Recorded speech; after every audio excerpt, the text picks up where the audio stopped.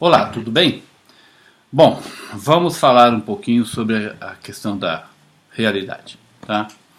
É claro que o conceito que eu vou apresentar aqui, ele é um conceito filosófico, tá? No meu caso, baseado também na física, porque eu considero que não existe incongruência entre a física e o pensamento e a filosofia, tá? Então nós não temos como fugir do que uma mostra para a outra, tá? Eu entendo que a realidade seria a somatória de tudo o que efetivamente existe, tá? Por efetivamente existe, eu estou apontando inclusive aquilo que nós, como seres humanos, não sabemos se existe ou não. Nós não conhecemos ainda. Tá? E eu também já estou pressupondo de que algo exista. Então, logicamente, eu não pertenço àquelas escolas que afirmam ou supõem que a realidade seria só uma ilusão. Porque mesmo que a realidade fosse apenas uma ilusão, ainda assim essa ilusão precisaria efetivamente existir para que a realidade existisse, que ela acontecesse como ilusão. Pois bem, então se a realidade é a soma de tudo o que existe, então logicamente nós estamos falando que a realidade só pode ser única. Não podem existir duas realidades distintas, duas realidades diferentes. Porque se existissem duas realidades distintas diferentes ou mais, né, então sobre elas, a somatória delas geraria uma realidade maior que abarcaria todas elas. E isso é incoerente, isso não faz sentido. Tá? Então, logicamente, a realidade só pode ser uma. Não podem existir várias realidades. Tá? Outra coisa, a realidade sendo única, sendo então um conjunto que abarca tudo, ela não pode ser incoerente consigo mesma. Porque se existissem coisas incoerentes entre si, essas coisas se aniquilariam mutuamente e no final nós não teríamos realidade nenhuma presente. Então, como nós temos uma realidade, estamos falando sobre ela, estamos apresentando e traçando ideias sobre ela, então necessariamente essa realidade precisa ser não apenas única, como ser coerente consigo mesma. Ela precisa de uma autocoerência que faça com que todas as suas partes trabalhem sempre dentro da relação com a realidade, a soma total de tudo o que existe. Tá? Ok. Isso é importante apontar, por quê? Porque nós vemos uma realidade múltipla, essa realidade múltipla que se mostra mutável, em constante mudança, né? Ela também se mostra instável. E essa instabilidade geram as relações que produzem desde as partículas mais simples, os campos, os átomos, vão acabar gerando todo o universo, as estrelas, as galáxias e tudo isso. Né? Mas isso tudo acontece através dessa instabilidade, mas mantendo a coerência presente na realidade como um todo, sem a qual ela, como realidade, não poderia nem existir.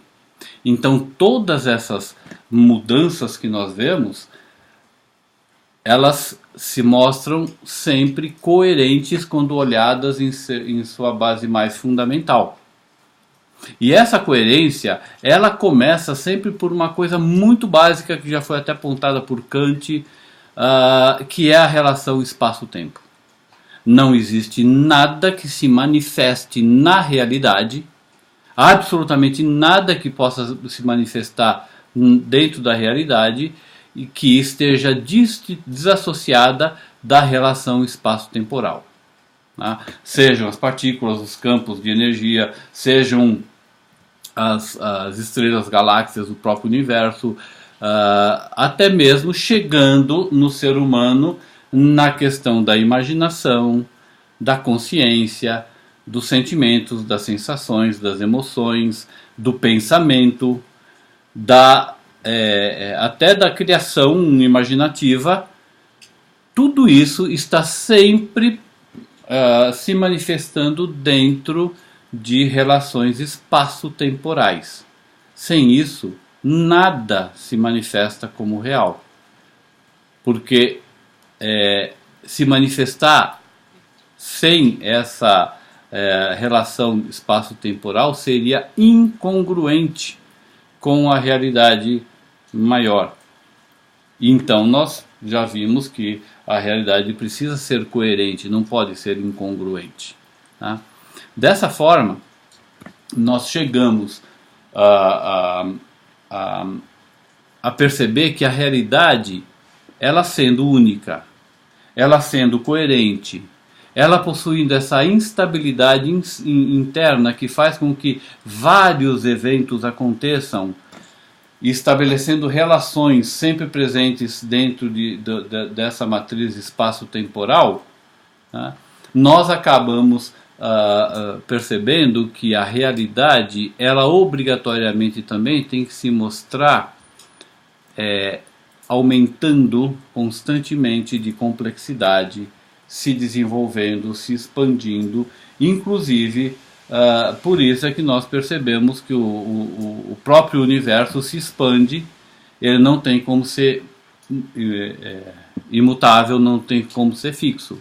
E essa expansão, esse aumento de complexidade,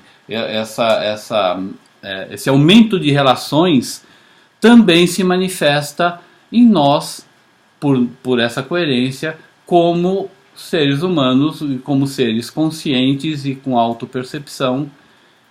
Por isso é que nós acabamos desenvolvendo, gerando a sociedade, a condição social. Essa condição social e cultural, ela acaba sendo a parte seguinte que emerge da individualidade, mantendo a individualidade como base, mas gerando a sociedade, as relações sociais e culturais como próxima etapa de complexidade. Né? O que nós, como humanos, então, precisamos estar sempre atentos é perceber que se essa realidade social e cultural ela é derivada de toda a complexidade que já vem desde das coisas mais básicas até a gente, né? Então nós temos que tomar o cuidado, porque nós podemos gerar a nossa própria vontade. E nós temos que cuidar para que essa vontade não seja incongruente com a realidade maior.